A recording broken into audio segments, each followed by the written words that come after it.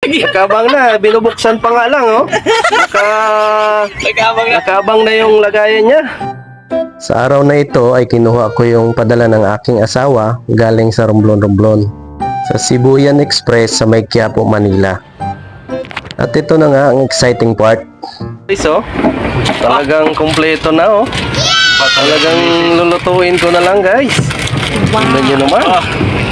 Dami pinadala galing sa probinsya. Wow! Ano Guys, oh, tingnan nyo. Guys. Wow, dami guys. Saglit lang guys. Saglit lang, doy. Kung pinapakita pa natin sa ating mga kaibigan yung padala ng aking asawa. Tingnan nyo naman guys. Ang dami. Grabe. Tapos ano pa to? Ala, Wow! alimango. Supilan guys, supilan. Kagang ba? Kagang. Kagang sa amin to. Kagang sa amin. Grabe. Dami. Paano Ito, ko oh. ubusin to? Yan oh. Tingnan nyo guys, oh. Dami. Sige, dito lang nag-abang na. At paluto ko to sa aking kasama para may masabaw-sabaw kami dito sa trabaho. Kay Kudo Vlogs. Nakabang na. Nakabang na. Binubuksan pa nga lang, oh.